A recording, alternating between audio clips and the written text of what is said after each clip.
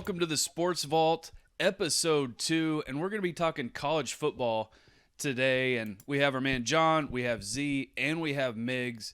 And we're going to start off with kind of what we saw from the week 0 college football week. And John, let's start off with that UMass New Mexico State upset.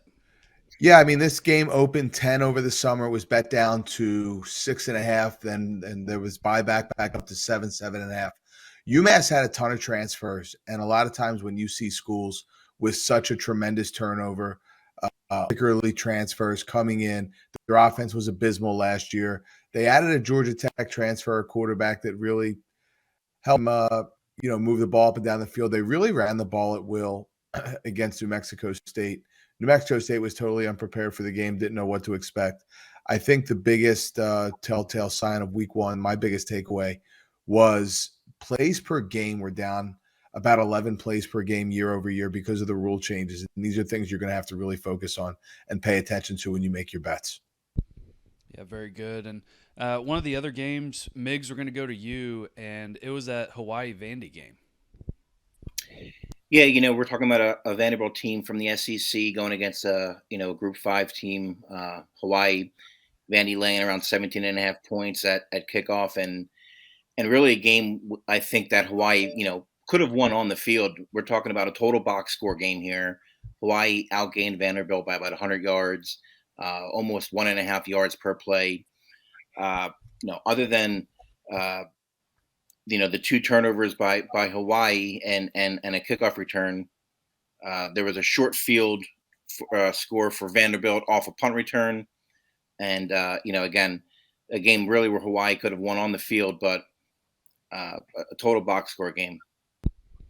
Yeah, very good. And Z, we wanted to hit on one more game from that first week, and it was Notre Dame Navy. And you want to talk about some of the rule changes in college football and how they're going to affect things this year. Yeah, we really saw it on display in the first game of the year in Ireland. It was kind of cool to see the Notre Dame Irish playing Navy in Ireland. That was a fun time. First game of the season, but what I took away was, number one, Navy can't throw the ball. Like they never have been able to throw the ball, but we heard all summer they were going to throw it more. They attempted a total of 7 passes and lost the game 42-3. But what I noticed was because of the new rules about cut blocking, you can't cut block unless you're inside the tackle box. That really hurts a team like Navy who wants to run the triple option. They tried to change some things up, but they just don't have a quarterback. They had a guy that's supposed to throw it better that got academically ineligible. But I think that's going to be a huge thing going forward in any of these triple option or running team games.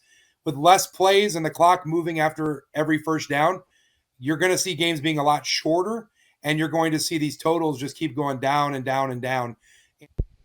Yeah, and let's talk about this week 1. And John, we're going to go back to you with some of these college futures and just some of the things that you like. And I know you've done a ton of research, Z's done a ton of research, and Miggs too. But what are some things you kind of like for the college futures for this year's college football season? Sure. Two things, a few things that I like. I'll give you a win total, Heisman bet, and I will give you a team to make the playoffs. My Heisman bet, I really like Marvin Harrison at the price. I think you're going to see a lot of quarterbacks that are taking votes from each other. I think Marvin Harrison is the most dominant position player that we've seen in a really long time. That includes the likes of Bijan Robinson. So I like Marvin Harrison at the price. We saw what he did against Georgia before the injury in last year's bowl game. I think he absolutely has a massive season. A win total that I like. I like Alabama under 10.5. Reason I like that is they still don't have a quarterback. Alabama just has not been the Alabama that we were used to with Nick Saban. They got to win 11 football games. That means they only get one hiccup. And when you have a team that we have so much uncertainty at quarterback, the guy they had in there last year really couldn't throw the ball. I got to pay to see it. And then I like the Michigan Wolverines at 9-1 for the national title. They get so many guys back between their offensive line, probably the best in the country.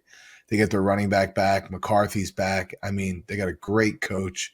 They get Ohio State at home. Even if they trip up in that game, they probably still make the playoff. My feeling is that it's going to be very tough for them to lose a football before they play Penn State.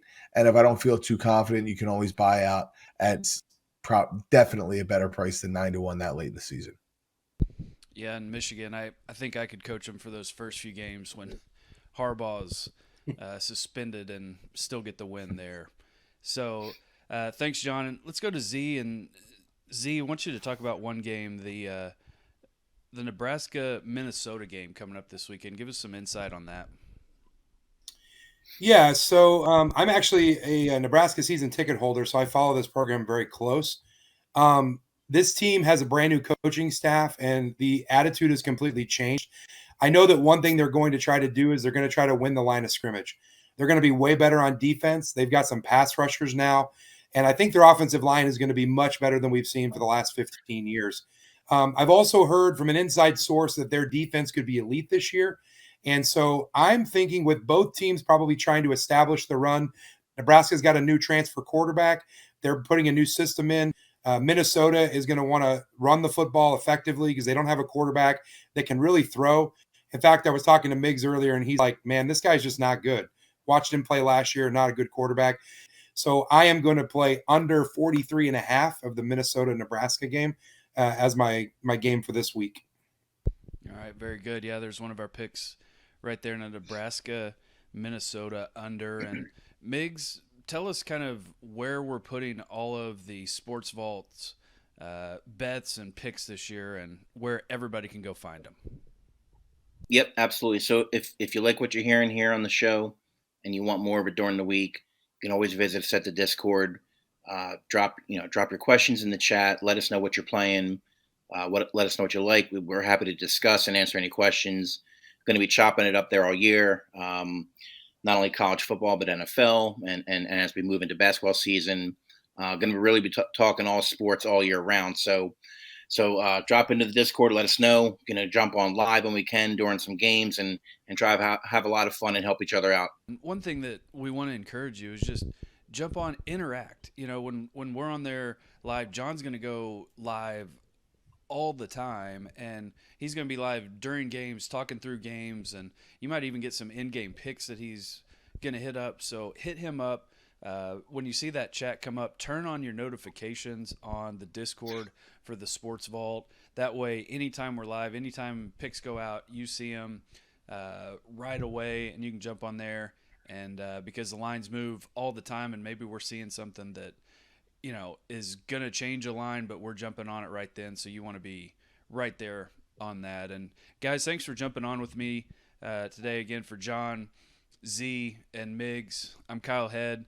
Thanks for joining us here on the Sports Vault.